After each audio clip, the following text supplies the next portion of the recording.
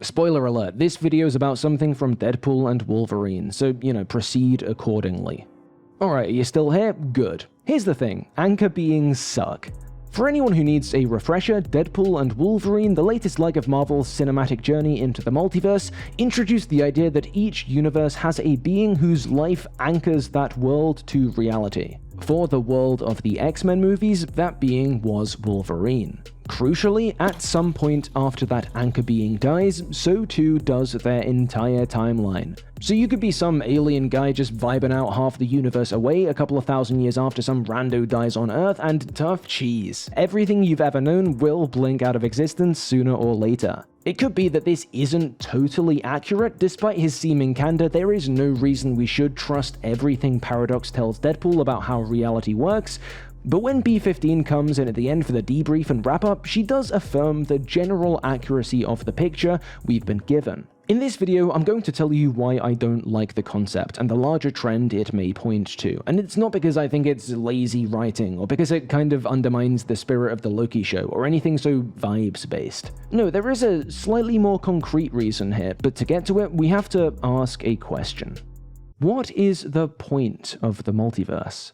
And we'll try answering that right after a word from this video's sponsor, Aura. Because anchor beings aren't the only things that suck. Plenty of other real stuff does too, like malware, scam texts, data breaches, that sort of thing. Just look at this text I got last month. Who does that? But as luck would have it, Aura's all-in-one security platform is designed to help protect you from all these online threats. Aura alerts you if they find that your phone number or any other sensitive information has been compromised, and they give you fast fraud alerts if anyone tries to use that to get into your bank accounts. Oh, what's that? That's not enough to pique your interest? Well, how about transaction monitoring too, and a VPN, and an antivirus, and a password manager, parental controls, identity theft insurance? I could keep going. You know what? I will. What about an automated call assistant that screens unknown calls and texts for spam, filtering out harmful messages and checking links? How about that? You impressed now? Yeah. Don't leave yourself vulnerable online. Go to aura.com/pillarofgarbage and try your first 2 weeks for free. Links down below also.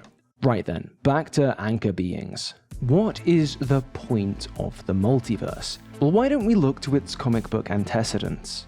There are a few places you can trace the current MCU multiversal fixation to. One is obviously the Spider-Verse. Dan Slott's 2014 story, inspired by the game Spider-Man Shattered Dimensions of all things, saw Spider-Variant upon Spider-Variant team up to hold off Morlun and the Inheritors. Spider-Verse was a device to have existing fan favorites cross path once again, but also to throw a lot of new guys, new ideas at the wall and see which stuck. Some, like Spider-Gwen, ended up sticking pretty well, spider pun not intended. We could also look to the subsequent Secret Wars event, which used familiar building blocks to construct whole new worlds, drawing on prior expansive and innovative multiversal works like Exiles for inspiration. Or you could look way back to the 80s, Captain Britain, the birth of the now familiar world taxonomy, the idea that mainline continuity is Earth 616, and the adventures across and between the planes of this fledgling multiverse that followed.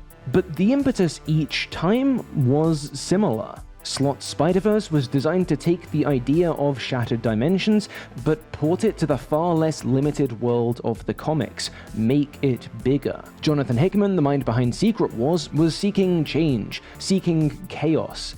David Thorpe, that Captain Britain writer, said in 2020 that he'd introduced that multiverse to create alternative storylines. It let the Captain Britain team do pretty much what they liked. It gave the Marvel world more freedom. Obviously, this is just a sample. You could look further back to DC's 1960s. You could look more specifically, take a microscope to the TVA's first appearance, and so on. But I don't think we need to. I think the point is clear. The multiverse makes the world bigger. Or at least it does on the page. What about the screen?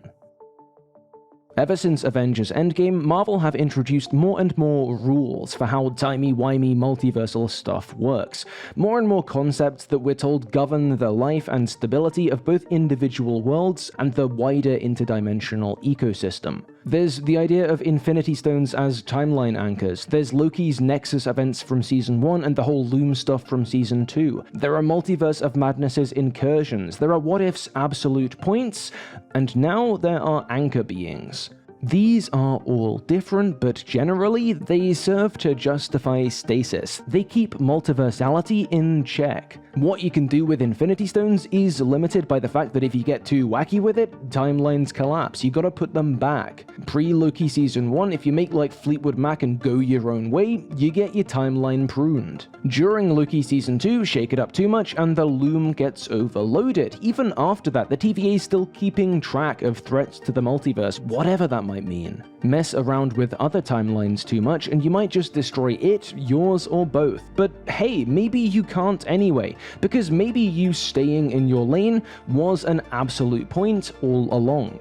Now, it's far from clear how well these rules all fit together, or to what degree they were ever supposed to. You do get the sense with some of these that they were written to serve the needs of their stories specifically, without giving too much thought to the larger jigsaw puzzle, but these are the checks and balances this franchise has devised to limit the absolute possibility and absolute chaos offered by the multiverse in the abstract. Other timelines, other worlds may exist, but unless the Watcher intervenes or you're able to move heaven and earth almost literally, none of them are going to come into play. Those divergences either burn themselves out or stay walled off. These rules, these conceptual limiters, allow the absent, wilder implications and possibilities of on-screen multiversality to be hand-waved away, and the focus to stay on the familiar.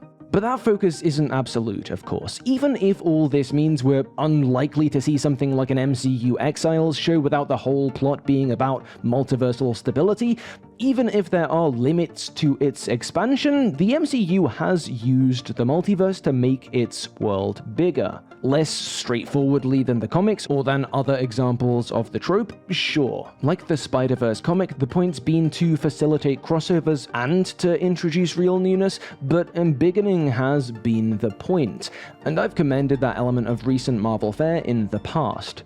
But then we get to anchor beings. Contrary to each development in the history of Marvel's many worlds, from 1983 to the Spider-Verse to Incursions, there's no way in which the anchor being concept expands the cinematic possibilities of the multiverse. It's not a limited expanding like those aforementioned mechanics Phase 4 introduced. No, now the multiverse is recast. From an infinite weaving of unending timelines, worlds upon worlds of unfettered, unlimited possibility, to a library of near-copied histories, each wrapped around a different action figure, cutting off after that figure's story ends. The anchor being concept shrinks universes into backdrops for audience favorites.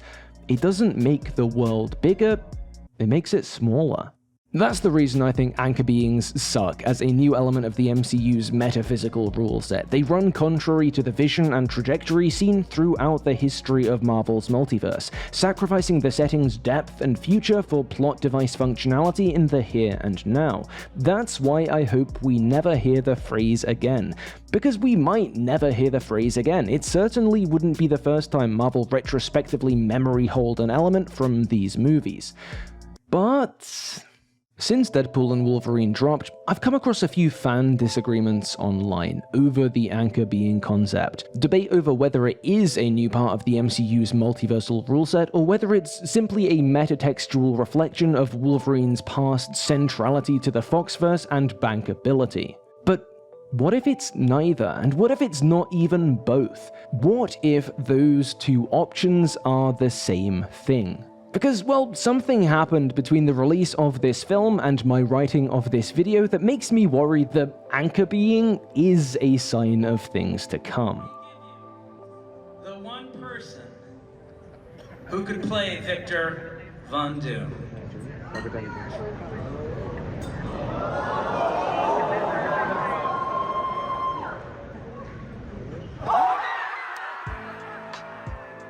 I don't want to make a video about the Doom casting. There are 10 million of those already. And frankly, it is way down there on the list of things I'm interested in talking about on this channel. Below the anchor being, below over the hedge, below skibbity toilet even. So this is an anchor being video. But taken alongside the Doom stunt casting, and especially taken alongside recent rumors that the original Avengers 5 script revolved around the No Way Home Spider-Man and this Logan as an anti-Kang anchor being squad, how are we to understand this new idea except as a symbol, as the symbol of a franchise turning inward, beginning to constrict after decades of growth, as the symbol for the death of the multiverse, in spirit if not literally, the switch to a multiversal architecture of narrowing and nostalgia?